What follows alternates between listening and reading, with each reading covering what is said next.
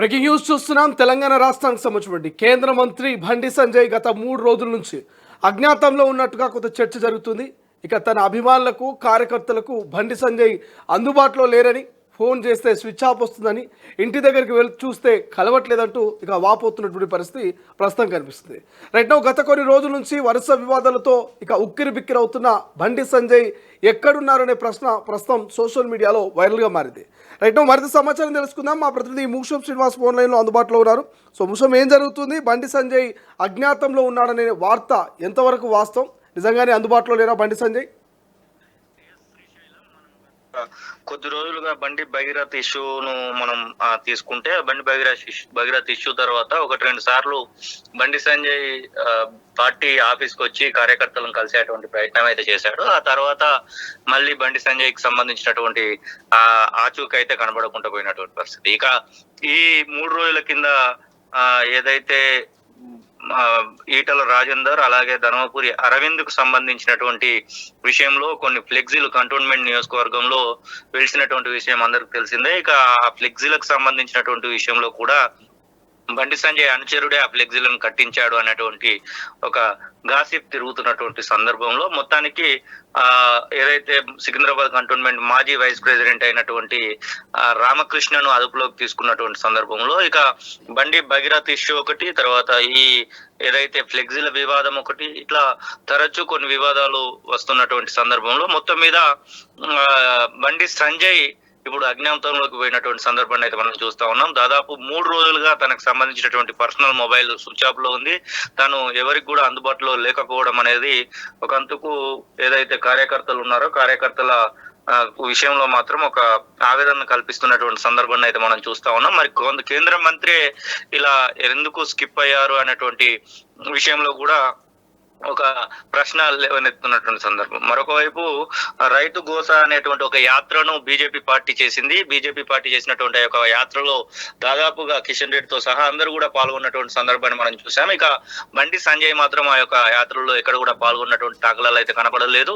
ఉన్నటువంటి ఎమ్మెల్సీలు, ఎమ్మెల్యేలు, ఎంపీలు అందరూ కూడా పాల్గొన్నప్పటికీ కూడా, రాష్ట్ర అధ్యక్షుడితో సహా అందరూ పాల్గొన్నప్పటికీ కూడా బండి సంజయ్ మాత్రం ఆ యొక్క యాత్రలో పాల్గొనకపోవడం అనేది కూడా ఒక అంతకు ఏం జరిగిందా అనేటువంటి దాని విషయంలో మాత్రం ఒక ప్రశ్న లేవనెత్తున్నటువంటి సందర్భం. ఒకందుకు బీజేపీ మరి ఆయన సైలెంట్ గా ఉండమని చెప్పిందా, లేదు అంటే తనకు సంబంధించినటువంటి విషయంలో మంత్రివర్గం నుంచి చోటు పోతుంది అనేటువంటి ఒక ఊహాగానాలు వస్తున్నటువంటి సందర్భంలో ఆ విషయంలో ఏమైనా ఇబ్బందులు పడతా ఉన్నాడా?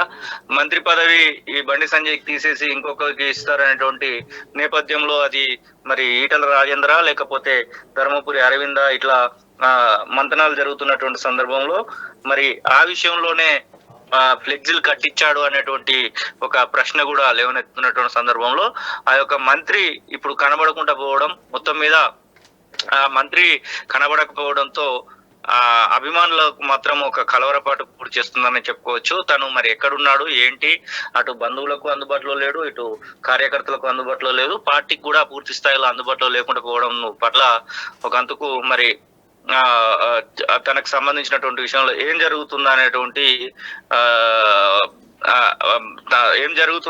ఒక ప్రశ్న కూడా లేవనెత్తున్నట్టు సందర్భం. మొత్తం మీద బండి సంజయ్ ఇష్యూ అనేది ఇప్పుడు హాట్ టాపిక్ గా మారింది.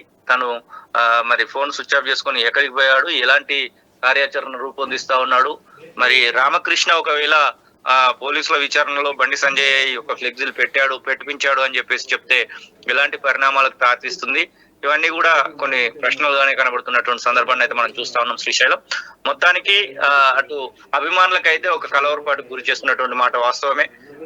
జైల్లో ఉన్నటువంటి కొడుకు బయట బండి సంజయ్ కి సంబంధించినటువంటి విషయంలో జరుగుతున్నటువంటి ఒక ప్రచారం, ఫ్లెక్సీలకు సంబంధించినటువంటి ప్రచారం, అలాగే పార్టీ విషయంలో తనకు సంబంధించి ఎదురవుతున్నటువంటి ఆ యొక్క గడ్డు కాలం, దాంతో పాటుగా మంత్రి పదవి పోతుందేమో అనేటువంటి ఒక ప్రశ్న, ఇవన్నీ కూడా బండి సంజయ్ ని ఉక్కిరిబిక్కిరి చేస్తున్నాయని చెప్పుకోవచ్చు. మొత్తానికి బండి సంజయ్ ఇప్పుడు ఎక్కడున్నాడు అనేటువంటి ఒక హాట్ టాపిక్ మాత్రం చర్చ ఊపందుకుందని చెప్పుకోవచ్చు. Srisailam. Right, thank you Musham, thanks for update. ఇది కేంద్ర మంత్రి బండి సంజయ్ ఎక్కడంటూ పెద్ద ఎత్తున సోషల్ మీడియాలో ఇక పోస్టులు వైరల్ అవుతున్నటువంటి పరిస్థితి. మరోవైపు కార్యకర్తలు ఇక అభిమానులు కుటుంబ సభ్యులకు సైతం బండి సంజయ్ దొరకడం లేదు, ఆచూకీ కనిపించడం లేదు, ఫోన్ చేస్తే స్విచ్ ఆఫ్ వస్తుంది, ఇంటికి వెళ్తే అందుబాటులో లేరంటూ కూడా కొంత సోషల్ మీడియాలో చర్చ జరుగుతుంది. 2వ తారీఖు సంబంధించిన మరింత సమాచారం కూడా తెలుసుకునేటువంటి ప్రయత్నం చేద్దాం. గత కొన్ని రోజుల నుంచి బండి సంజయ్ వరుస వివాదాలతో ఉక్కిరిబిక్కిరవుతున్నటువంటి పరిస్థితి మనకు కనిపిస్తుంది. ఈ నేపథ్యంలోనే పార్టీ నేతలు, కార్యకర్తలు, బంధువర్గం ఎవరికి అందుబాటులో లేకుండా రహస్య ప్రాంతంలోకి వెళ్ళినట్టుగా కొంత చర్చ జరుగుతుంది. మంత్రి వ్యక్తిగత సెల్ ఫోన్ స్విచ్ ఆఫ్ చేసుకున్నారని, ఆయనను కలిసేందుకు ప్రయత్నం చేస్తున్నామంటూ హైదరాబాద్, కరీంనగర్లోని ఆయన నివాసంలో అందుబాటులో లేరంటూ బీజేపీ కార్యకర్తలు, కేంద్ర మంత్రి సన్నిహితులు చెబుతున్నారు.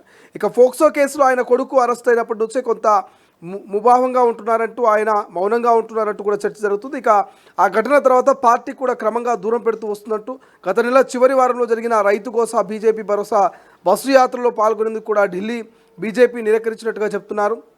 దీనికి తోడు తాజాగా బీజేపీలోని సంచలనమైన వివాదాస్పద ఫ్లెక్సీల కేసులో మంత్రికి అనుచరుడిగా గుర్తింపున్న బీజేపీ నాయకుడు, సికింద్రాబాద్ కంటోన్మెంట్ మాజీ వైస్ ప్రెసిడెంట్ రామకృష్ణను పోలీసులు అరెస్ట్ చేయడంతో ఆయన అజ్ఞాతంలోకి వెళ్ళినట్టుగా బీజేపీ కార్యకర్తల్లో చర్చ జరుగుతుంది.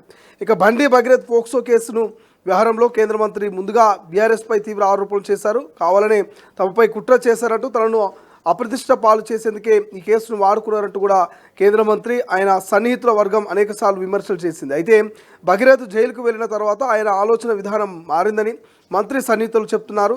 ఇద్దరు బీజేపీ సీనియర్ నేతలు త్వరలోనే జరగబోయే కేంద్ర మంత్రివర్గ విస్తరణ రేసులో ఉన్న ఎంపీలే తనపై కుట్ర చేశారని, తన కొడుకు కేసును వాడుకున్నారని సదరు మంత్రి బలంగా నమ్ముతున్నారంటూ సన్నిహితులు అంటున్నారు. ఇక సొంత పార్టీ నేతలు చేసిన కుట్రపై ఆయన ప్రతీకారంతో రగిలిపోయినట్టుగా చెప్తున్నారు.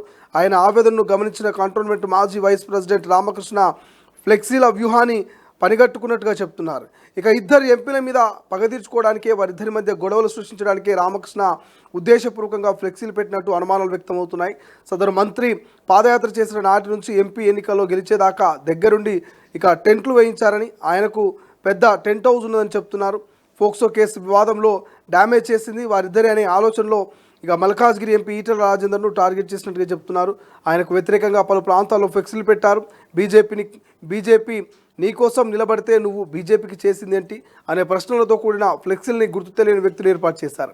ఇక టీఆర్ఎస్కు ఓనర్ను నేనే అంటేనే కదా కేసీఆర్ మెడబట్టి నిన్ను బయటికి నెట్టింది, ఇప్పుడు అదే పరిస్థితి బీజేపీలో తెచ్చుకోకు అని మరో ఫ్లెక్సీలు హెచ్చరించాయి.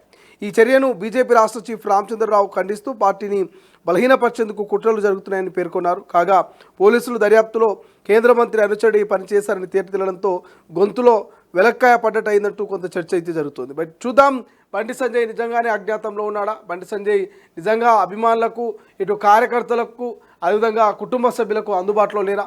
మరి సోషల్ మీడియాలో వైరల్ అవుతున్న వార్తలో ఎంతవరకు వాస్తవం ఉంది? మరి బండి సంజయ్ స్పందిస్తే కానీ మరి ఈ వార్తకు ఒక పులి స్టాప్ పడదనేది ఒక చర్చ బలంగా వినిపిస్తుంది.